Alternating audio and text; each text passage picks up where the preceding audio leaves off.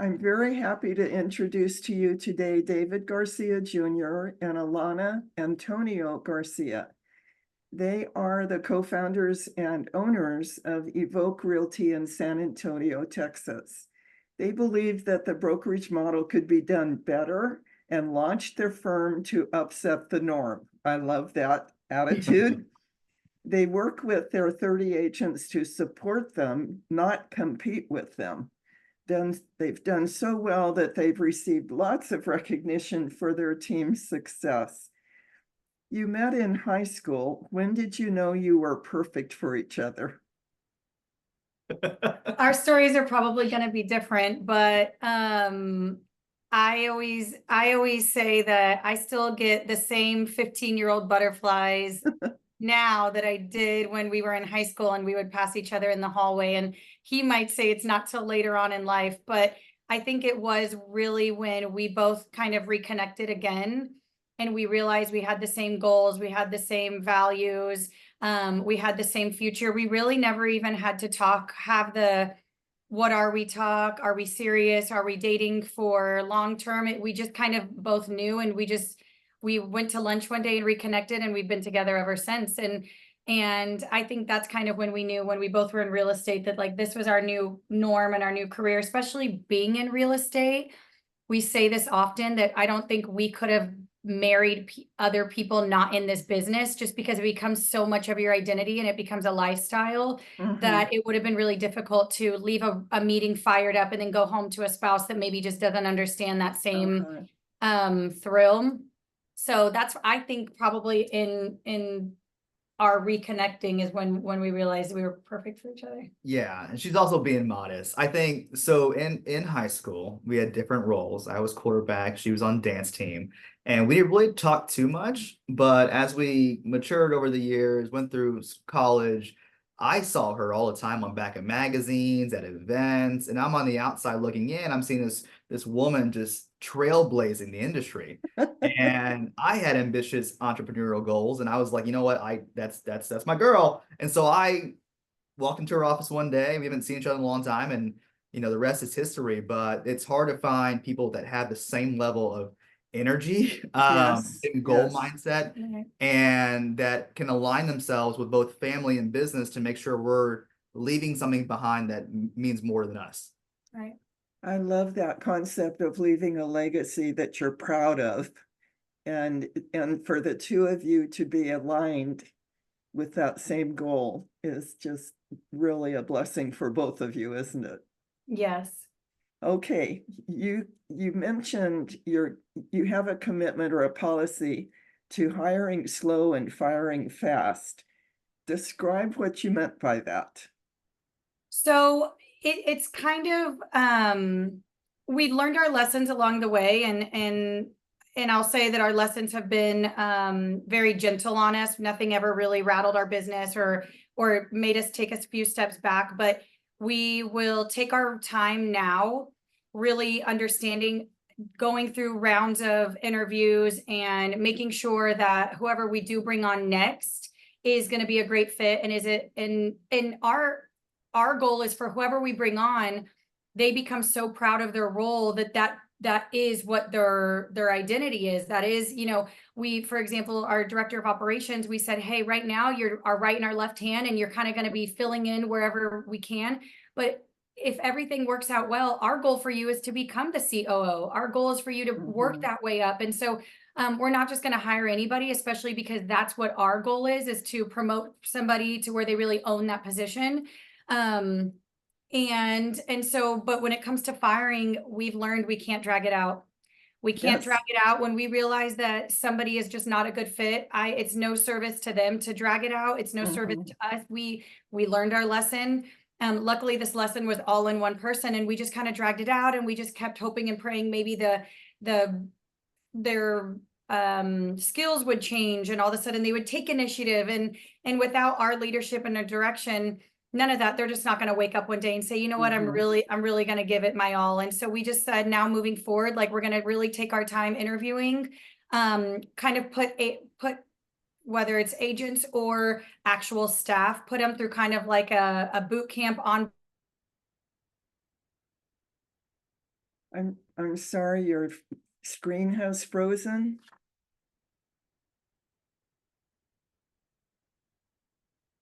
She's frozen. Oh, yeah. Okay, You there? now the There we screen, go. Okay. the screen froze there for a moment.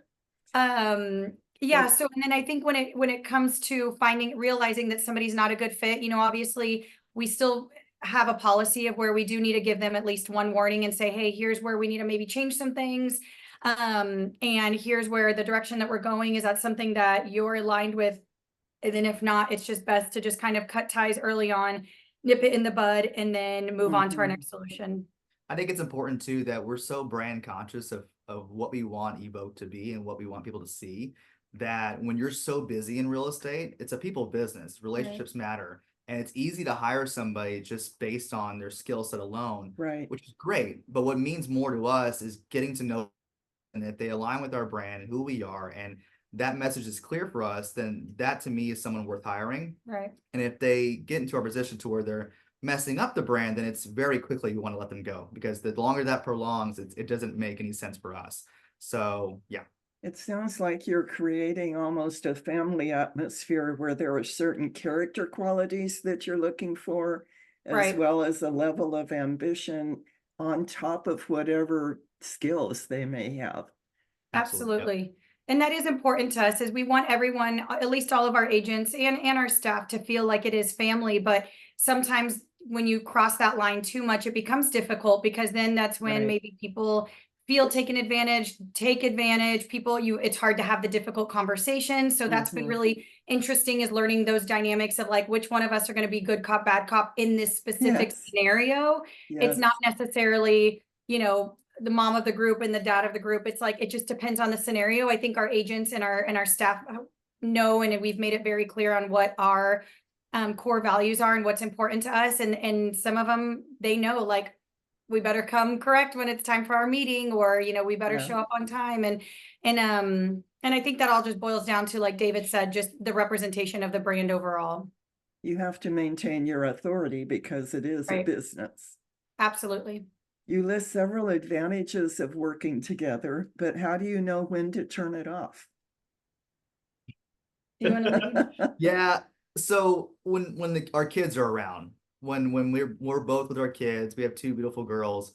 I think both of us are in the mindset that we turn it off. I think Mhm. one of us, if one of us is on our phone, one of us is either fully engaged with our kids, no matter what, but we both can't be on our phone. That's a Yeah. big rule for us. And so when we're with family, with our kids, it's important to turn it off. And obviously we know each other for so long that there's cues that I can see in her and she can see in Mhm. me, that there's times where we just need to take a break, or Yeah. times when we both are like, hey, we need a glass of wine, just hang out for a little bit. Like this is something that work shouldn't be involved in this. So, but at the office, it's always on, and it's Yes. important for us. Well, and I think also, if you were to see, you know, maybe the first few hours of when we get home, he and I are still kind of wrapping up, tying up loose ends. Agents are texting us, stuff is going on. But towards the end of the night, you almost, I think if you were to be an outside looking in, you wouldn't know we work together, because we have so many other outside fun things that we have in common. Like our favorite thing to do is to binge watch whatever's coming on. You know, we like to have that little connection of staying in the room together, or Making going sandwiches. We yeah. sandwich competitions of who makes the best sandwich. So. We both enjoy cooking, and we both enjoy watching whatever real estate show is on, or enjoy planning vacations and trips. And so I think our relationship identity and our marriage and our identity is not all real estate, which is really easy to turn it off. Granted, that is how we reconnected, but I think having that history of us knowing each other prior to that, we still have a lot of mutual friends.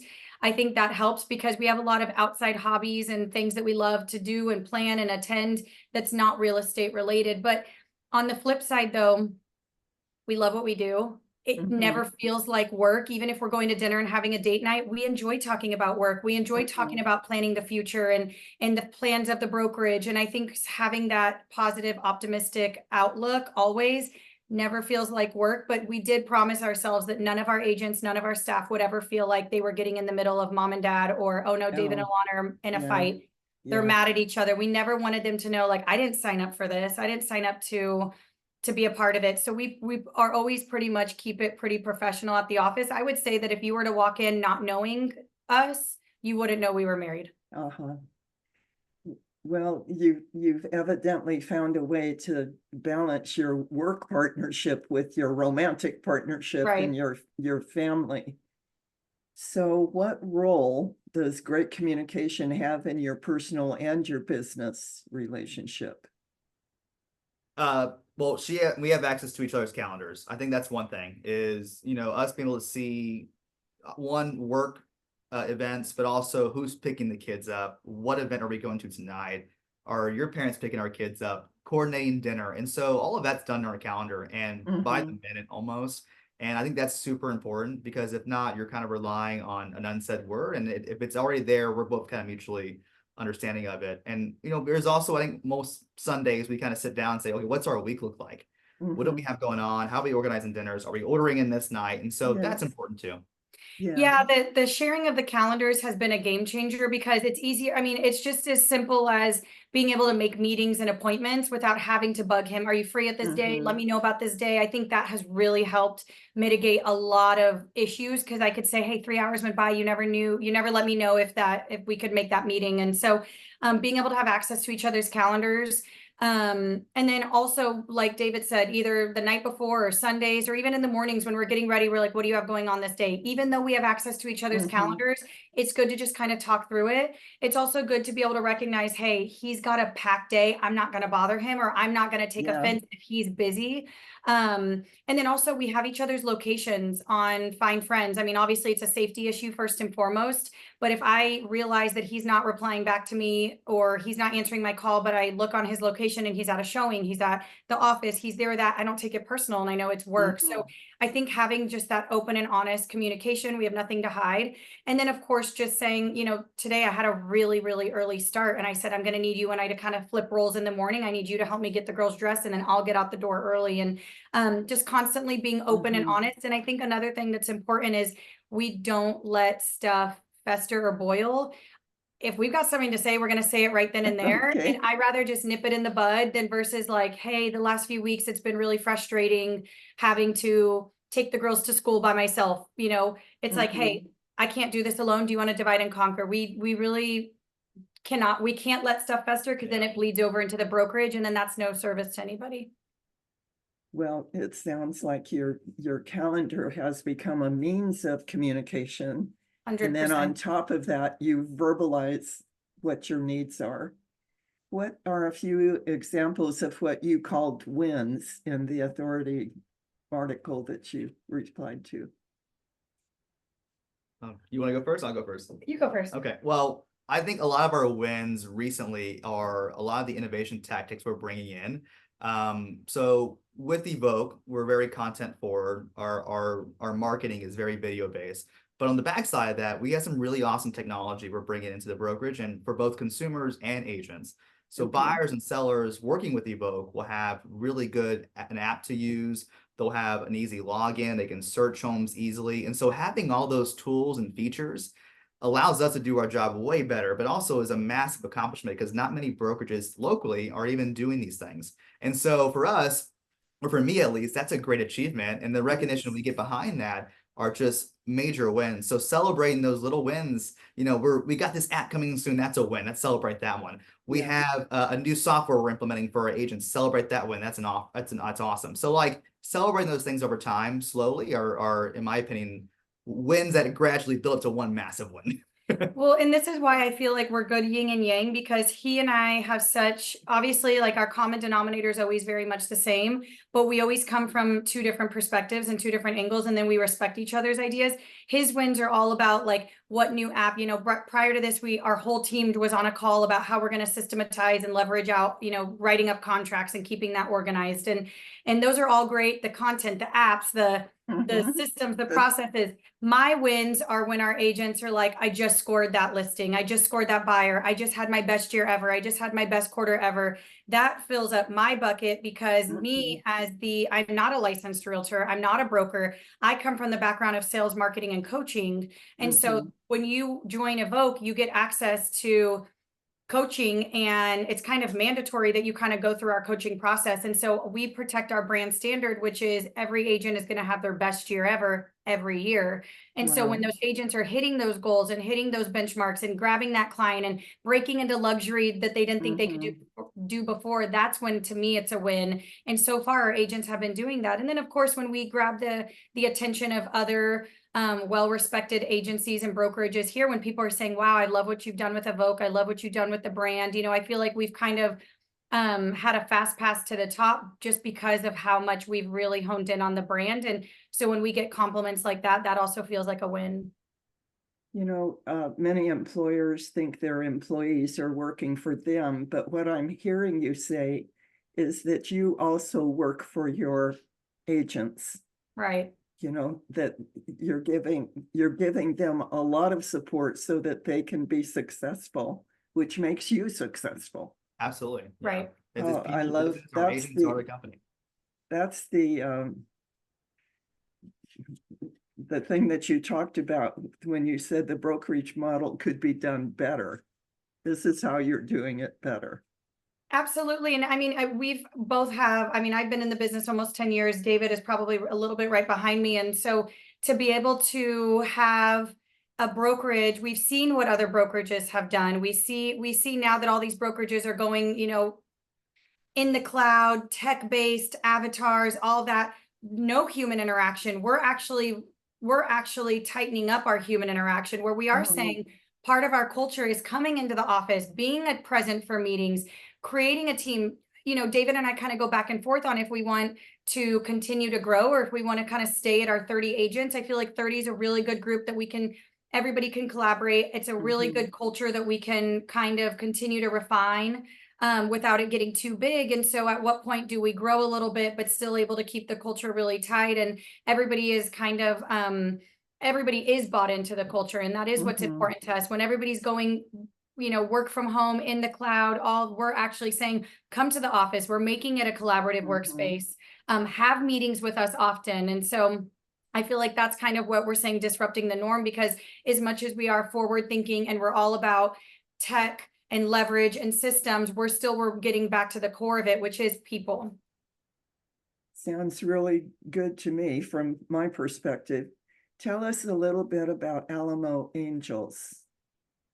So Alamo Angels is one of the largest investment companies, angel investment networks. It's a nonprofit, but it features, it's almost kind of like Shark Tank. And so they've been around for a handful of years, and David and I both have had the honor and the privilege of doing, you know, back in the day when David started off doing videos on his own, he would go and do some videos. And then now, since I kind of started this side group called Women's Collective, the president of Alamo Angels touted me to help develop and spearhead the Women in Investing initiative. They're trying to get more female angel investors, more women. They have to be accredited, but to invest in up and coming startup companies. You know, next week is going to be one of the pitch events where it's actually she is an angel investor, but she's creating a tool to monitor female pelvic floor, I guess, activity. And so it's just stuff like that that's just really, really cool. And so much of investing and finance is a male industry and a male dominated world. And I come from that background of starting off in commercial title insurance, where all of my bosses were attorneys. And so it's been really cool to be able to kind of navigate those waters and shed light on female angel investors. And especially because a lot of these are female-owned companies. You know, the very first pitch event we went to was a beauty company, and she was just trying to make more organic, clean beauty for women. How is she going to pitch to a room full of 45 men? And so, and I looked around the room and there was only 4 women there. And so being able to either for the angel investors for them to be able to encourage their wives to attend these events. But it kind of goes back to that age-old question of like, at the end of the day, though, we're still moms, and we're the ones you know, doing childcare and daycare pickup and putting food on the table, regardless of our status. You know, at 9 a.m. we're CEO, but at 5 p.m. we're mom. And so it's really hard. So trying to navigate those waters of spearheading and feeling like women have a spot at that table too. So it's been a really wonderful, completely different side of the brain, but it's been a really wonderful outlet for both of us. They do a really good job of breaking down that barrier, making you feel comfortable investing. And you know, they really explain what it is. It's an educational platform as well. And so a lot of the members there are open to collaborating with you, communicating with you, Investing with you, investing yeah. with you, making you feel like it's okay to not know everything, but we're going to walk you through it so that you actually understand it. And that's why I like it more about it is it's very educational based. Right. It's just like Shark Tank. Sounds like a wonderful service that is pulling more and more women into the investment field. Absolutely. I really appreciate the time that you've given me this morning. I know your time is valuable. If anyone watching this video wants to get in touch with either David or Alana or their realty company, you can go to their website at realtyevoke.com. Thank you so much. I wish you a great week. Thank you so much. Thank you, Nancy. Bye-bye. Bye, y'all.